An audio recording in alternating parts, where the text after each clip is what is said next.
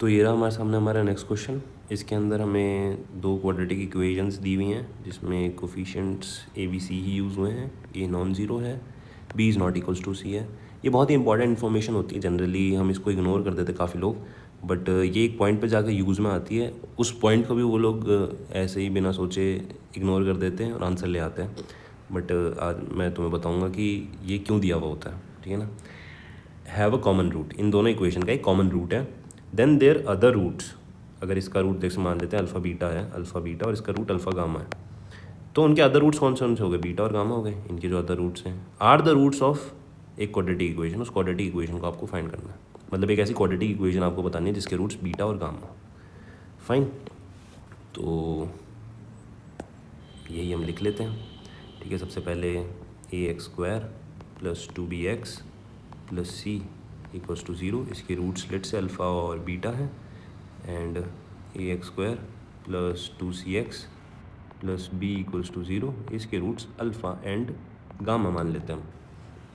Alright, तो अब अगर आपको रूट्स पता हो तो आप क्या करते हैं, रूट्स के रिलेशन विद कोफिशिएंट निकालते हैं, sum of the roots product of the roots. तो अल्फ़ा प्लस बीटा कितना हो जाएगा आपके पास, -2b/a। एंड अल्फ़ा बीटा कितना हो जाएगा आपके पास, c/a।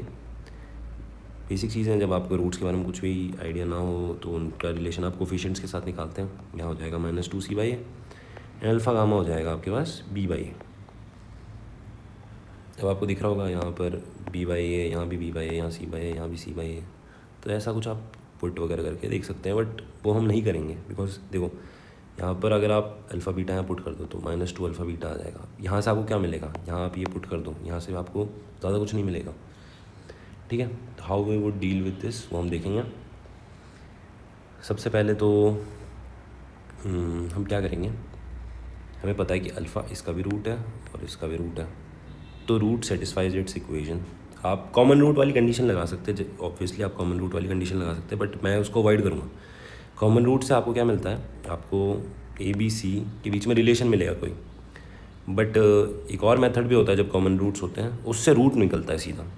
तो जैसे आप इसको पुट कर दोगे इसमें और सब्ट्रैक्ट कर देना इन दोनों को, तो लिख लेते हैं अल्फ़ा सेटिस्फाइड बोथ।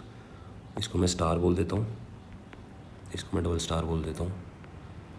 तो मुझे क्या पता है, alpha satisfies both star and double star. That means a alpha square plus 2b alpha plus c equals to 0, a alpha square plus 2c alpha plus b equals to 0। ये दोनों equation हो गए हमारे पास। अब इनको आप फॉर्मली सब्ट्रैक्ट कर दो। क्यों सब्ट्रैक्ट कर रहा हूँ, डायरेक्टली क्यों सब्ट्रैक्ट कर दे रहा हूँ, बिकॉज यहाँ पर जो कोफिशिएंट्स है ना अल्फ़ा स्क्वायर के वो सेम है, ठीक है ना। तो ये कैंसिल आउट हो जाएगा, यहाँ पर मेरे को अल्फ़ा बचेगा और ये इक्वल्स टू 0 सेम रहेंगे यहाँ पर, तो आपको डायरेक्ट अल्फ़ा रूट मिल जाएगा। ऑलराइट, ये रीज़न है सब्ट्रैक्ट करने का। तो आपको मिल जाएगा, मैं डायरेक्टली लिख दे रहा हूँ, 2α - 1 into b - c equals to 0। ये भी बता देता हूँ ये कैसा है, देखो 2α यहाँ पर सेम है, b - c यहाँ आएगा, c - b यहाँ आएगा। इसके साइन को रिवर्स करना तो -1 दिखेगा, कॉमन लेना ना b - c को, तो 2α - 1 आ जाएगा। ऑलराइट, तो मैं मेरी काफ़ी प्रैक्टिस है तो मुझे डायरेक्टली दिखता है। अब देखो यहाँ दिख रहा है आपको b - c। अब देखो जब भी ना दो प्रोडक्ट इक्वल्स टू 0 होता है, अब जनरली पता है लोग कॉमन ही नहीं लेते हैं, पता है क्या करते हैं, वो यहाँ लिख देते हैं 2α इंटू b - c था इक्वल्स टू यहाँ पर b - c था, b - c से b - c कैंसिल कर देते हैं अपनी ही मर्ज़ी से। उनको दिखता है कि यहाँ जो भी सेम आ रहा है उसको कैंसिल कर दो। अब ऐसे कैंसिल नहीं कर सकते हैं। जब भी आप किसी चीज़ से कैंसिल आउट करते हो, बेसिकली आप क्या करते हो, दोनों तरफ डिवीजन देते हो उस चीज़ से, ठीक है ना। यहाँ और यहाँ, यहाँ और यहाँ डिवीजन देते हो। अब आप कभी भी 0 से डिवाइड नहीं कर सकते मैथ्स के अंदर, ठीक है ना। जब भी आप अगर यहाँ पर भी आप ये करोगे ना, जैसे b - c को आप बोल दोगे कि 0 में भेज दो, डिवीजन में भेज दो, अरे ये 0 हो गया तो डिवीजन अलाउड ही नहीं है, ठीक है ना। इसीलिए, सिर्फ इसीलिए आपको b is not equals to c दिया हुआ है। b is not equals to c यानी b - c is not equals to 0, तो आप इसको डिवीजन में भेज सकते हो बिकॉज ये नॉन ज़ीरो है। ऑलराइट, तो ये रीज़न होता है जो भी इन्फॉर्मेशन दी हुई होती है, यहाँ से अल्फ़ा इक्वल्स टू हाफ मिल जाएगा, ठीक है ना। जनरली ऐसे भी अल्फ़ा हाफ निकाल देते हैं लोग, बट आपको क्लैरिटी होनी चाहिए कि आप क्या कर रहे हो, ठीक है। तो हमारे पास काफ़ी सारी इन्फॉर्मेशन है, अल्फ़ा की सीधी वैल्यू मिल गई है, अल्फ़ा की सीधी वैल्यू मिल गई। तो ये देखो आप एक वैल्यू बीटा की यहाँ से निकाल सकते हो, एक वैल्यू बीटा की यहाँ से निकाल सकते हो, एक वैल्यू गामा की यहाँ से निकाल सकते हो, एक यहाँ से निकाल सकते हो। तो अब हम क्या करेंगे, हमें क्या चाहिए, इक्वेशन बनाने के लिए हमें सम ऑफ द रूट्स चाहिए और प्रोडक्ट ऑफ द रूट्स चाहिए। हमारे रूट्स क्या है, बीटा एंड गामा। तो सम ऑफ द रूट्स मुझे इससे और इससे मिल जाएगा, बीटा प्लस गामा करके directly. Product of the roots beta gamma, तो मैं इसको इससे मल्टीप्लाई कर दूंगा तो बीटा गामा बनता हुआ दिख रहा है मुझे। ऑलराइट, तो मैं अगला स्टेप क्यों कर रहा हूँ ये आपको समझ आना चाहिए कि मैं इन दोनों को डायरेक्ट ऐसे ही कैसे जोड़ दे रहा हूँ, बिकॉज मुझे सम ऑफ द रूट्स चाहिए। ऑलराइट, तो alpha plus beta plus alpha plus gamma, ये कितना हो जाएगा, -2/a b प्लस सी। और यहाँ से आपको क्या मिल जाएगा, beta plus gamma is -1 -2/a b plus C. ठीक है, एक तो ये हो गया। फिर आ जाते हैं हम अल्फ़ा स्क्वायर बीटा गामा पे। मैंने दोनों को मल्टीप्लाई कर दिया, ये हो जाएगा bc/a²। और इससे आपको बीटा गामा कितना मिल जाएगा, 4bc, बिकॉज अल्फ़ा की वैल्यू हाफ थी, /a²। अब खास बात मैं आपको एक बताता हूँ कि आपने यहाँ से तो एक बीटा गामा निकाल लिया, नो इशू। कुछ लोग आगे प्रोसीड कर देंगे, यहाँ से ये मिल गया, ये मिल गया, इक्वेशन में पुट कर देंगे। बट होगा क्या ना, जिस फॉर्मेट में बुक में आंसर दिया ना, उसके अंदर आपका ये तो मैच कर जाएगा sum of the root, product of the roots, मतलब sum of the roots match नहीं करेगा, product of the roots match कर जाएगा। बिकॉज वो उनका कहना है कि आप इसकी वैल्यू भी निकाल सकते हो। तो इसकी वैल्यू आप कैसे निकाल सकते हो वो मैं आपको बताता हूँ। ठीक है, वो आप ऐसे निकाल सकते हो कि देखो यहाँ से आपको बीटा की वैल्यू पता है, ठीक है ना, ये हाफ है तो बीटा की वैल्यू 2c/a है, यहाँ से गामा की वैल्यू 2b/a है।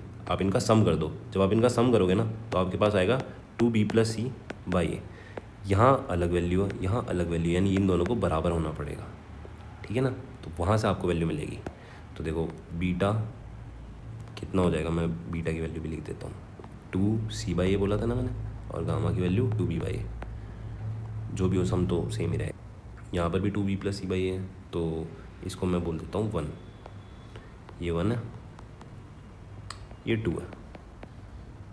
अब from 1 and 2 you can find the values, from 1 and 2 we have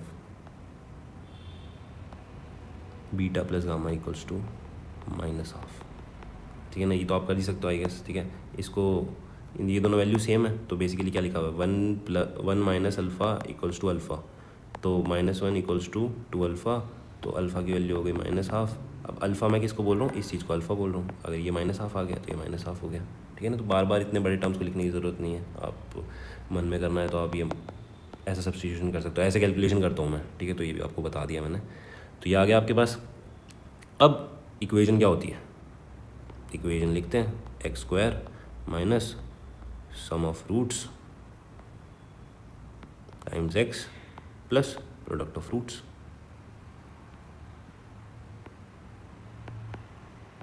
some of the roots भी पता है, प्रोडक्ट ऑफ द रूट्स भी पता है हमको, x² minus half x plus 4bc/a²। I hope यही था। जब आप इक्वेशन बनाएं तो आप इक्वल्स टू 0 में ऐसा कुछ लिखा हुआ होगा। एलसीएम ले लोगे तो आपको मिल जाएगा a² x 2x + 1 + 8bc equals to 0। कुछ इस फॉर्मेट में आंसर दिया हुआ था बुक के अंदर, तो इसीलिए अगर आप इस तरीके से जाते तो आपके कुछ एक्स्ट्रा टर्म्स आ रहे होते हैं। ठीक है ना, तो वो मैच नहीं करते। तो वो उसका मतलब यही था कि इस सवाल के अंदर और भी आप चीज़ें फाइंड कर सकते हो। इतनी इन्फॉर्मेशन गिवन है कि आप चीज़ें फाइंड कर सकते हो। ठीक है, तो इसमें क्या क्या कॉन्सेप्ट्स यूज़ हुए हैं हम वो लिख लेते हैं।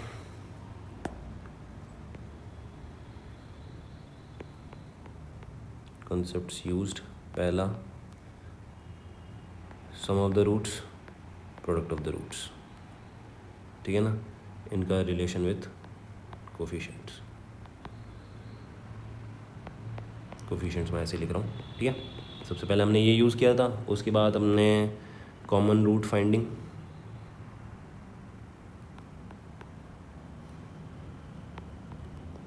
By subtracting